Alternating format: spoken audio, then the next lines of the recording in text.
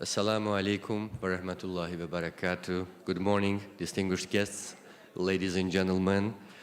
We'll start with the country representation segment where each representatives from our member countries and partner institutions will share their perspectives, priorities and initiatives aimed at fostering investment. So our first presentations will be delivered by Dr. Tah Ahmed Meouloud, Islamic Republic of Mauritania. Please welcome. بسم الله الرحمن الرحيم وصلى الله على النبي الكريم. Distinguished hosts from Azerbaijan, esteemed investors, business leaders and partners, Assalamu alaikum wa rahmatullah, and thank you for the honor of being with you today. Allow me to start this conversation today not with figures, but with a great chapter of our shared Islamic history. 1,000 years ago, a group of men set out from what is today Mauritania. You know them. They are the Al-Muravids. From the Sahara and the desert, they built a vast economic and civilizational space, connecting the Sahel, North Africa, and Southern Europe. And long before globalization had a name, they united distant markets under a common currency and under a common framework, and they did that for the shared prosperity of all population living in that space. It all started here on the Atlantic edge of the desert, and that place is today called the Islamic Republic of Mauritania. So long before there was a Pan-African corridor or any other idea of integration, Mauritania was already a crossroads. And today we are looking at that crossroads again in a particular moment of global capital.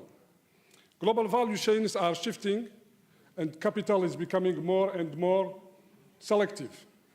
And the multilateral order we relied on for decades is now under strain.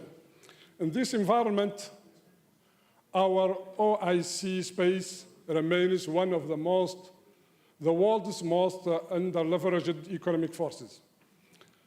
Nearly a quarter of the humanity, almost 25% of the world's population, yet barely 8% of the global GDP. And with trillions of US dollars under Islamic finance management, our intra-trade still well below its potential. This is the paradox. Enormous weight, modest integration. But it's not a problem to solve. It's a market to build. And that's why we are gathering here today with the ISDB in this private sector forum to build that market. And Mauritania comes today with a simple proposition. Let's move from discussion to execution. Let's move from potential to projects. And before speaking about what we propose to bring, let me briefly address what investors always examine first. I mean by that, the growth, the stability, the debt sustainability, and the investment performances. Our economy stands at approximately $15 billion US and is expanding at over 5% annually, among the strongest growth rate in our region. Inflation has been brought under control, around 2.5%, providing greater predictability for investment and businesses. The public debt remains moderate, roughly 44% of the GDP, reflecting a prudent and sustainable macroeconomic framework. But what is important is that investors are already voting for us by their capital. Last year, we attracted $1.5 billion for indirect investment. Now let's talk to what we are bringing to the table. Because serious and investors, they are always looking for stability, and the question for them is not whether potential or opportunities exist, because opportunities, they exist everywhere. The real and the fundamental question is whether or where stability, resources, market access, and long-term competitiveness comes together in one place. And let me start by stability. Mauritania is enjoying decades of political continuity and security stability, providing confidence to plan, build, and grow for the long term. We are sitting at a crossroad between North Africa, West Africa, Europe, and the Americas, with more than 700 kilometers of Atlantic coastline, allowing us to have a direct and preferential access to regional and international markets. This logistics and trade position, few countries can offer. When it comes to resources, Mauritania holds world-class reserves of iron ore, gold, copper, and phosphate, and of course, critical minerals and rare earth, and the inputs that the world economy is competing for right now. When it comes to energy, Mauritania is emerging as rapidly emerging as a major energy platform. We have more than 100 trillion cubic of proven natural gas reserves that we are already exporting and using part of it to produce electricity for the local use. We have some of the most competitive solar and wind potentials, and this creates a unique dual advantage with the traditional energy strength combined with the future green energy leadership. And that's why Mauritania is today thinking about or planning to be the future hub for green hydrogen and the energy-intensive industries. In addition to all that, we have untapped growth potential in agriculture with more than 500,000 hectares of cultivable land and a livestock base of around 30 million heads. We also have one of the richest marine resources with 1.8 million tons annually capacity by year. So very few countries today can still provide that kind of combination of proximity, scale, resources availability, and the first mover advantage. So whether investors are looking for interested by agribusiness, fisheries, mining, oil, gas, or reserves, the door is open. Now let me talk about the business environment, because we are fully aware that investors are looking for predictability, legal security, efficient frameworks, and the possibility to run businesses for the long term. We have undertaken numbers of structural reforms aiming at improving the business environment. We have our newly reviewed investment code, which provides strong legal guarantees and taxes and customs incentives, and of course the equal treatment between domestic and international investors.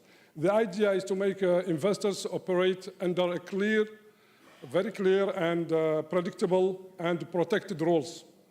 We have also modernized our sector-specific frameworks, and those include modern mining codes, hydrocarbons, and the idea also is here is to align regulation with international investment standards. We are also extending our use of the public-private partnerships, and our PPP framework is designed around transparent procurement and long-term project bankability. We are also developing our special economic zones to encourage industrial investment. A key part of Mauritania's value proposition is the support we are giving to investors throughout their experience in Mauritania. We have one-stop shop where we have a business registration, permits, authorization, and we provide investment facilitation. But not only that, we also create the business, the investment opportunities by project identification and feasibility support. We provide to the investors market intelligence and market insights. And of course, we have the aftercare. We want investors, when they come to Mauritania, to stay for a long time. In some cases, in some strategic investment, we help with land and the allocation process. Now, before telling you about the pipeline of projects that we will present to you today, allow me briefly to tell you what we are trying to become over the next decade. We want to play the role that geography and history have entrusted to us. I mean by that, to become again a bridge connecting the Atlantic, the Sahel, and the wider Islamic world through trade, energy, food production, and investment. But what is interesting is that when we compare our vision with the ISDB 10-year strategy, we find not two separate agendas, but one shared direction. What you see on the screen on the left is some of the ISDB strategic priorities, and on the right side, the action and the project implemented in Mauritania. And you can see that there is a perfect alignment between our visions. Let's take, for instance, the cross-border infrastructure and the connectivity. We have one of our biggest projects with the Grand Tortue Hmeim for energy that we are sharing with our neighbor Senegal, and that aligns very well with the ISDB strategy. We use the electricity that we are producing from that project to export it to our other neighbor, Mali, through Nouakchott, Mali interconnection. We are also building a bridge that will help people go over the Senegalese river. Those are some ideas to show you how our visions are aligned.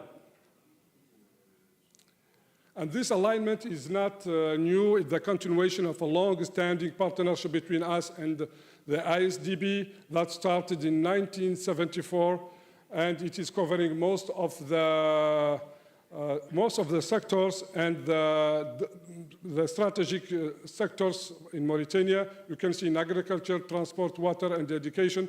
And we are very thankful and grateful to the ISDB, who was a reliable and trustful partner.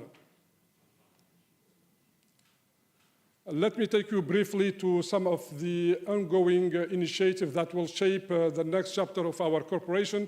I will talk about the revolving fund that we are developing right now with the ICDT. And the idea is that many of the investment opportunities, they do not fail because capital is not available. They fail because they will never become bankable. And that revolving fund aims at bridging that gap. The second initiative is the Health Investment Forum that will be held in Nouakchott in 2 weeks. And the idea here is that health is not only a social priority, it's also an investment opportunity.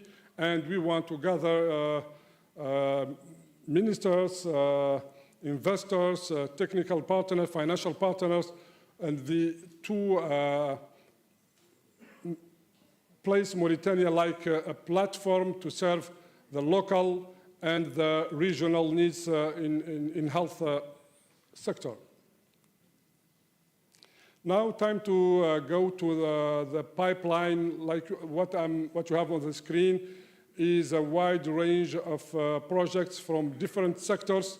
As you can see, our pipeline is not concentrated in one sector, one single sector, or one single financial structure. So whatever your business model or your risk appetite, you will find a project that will match your needs. So welcome to Mauritania and invest in Mauritania. Thank you so much.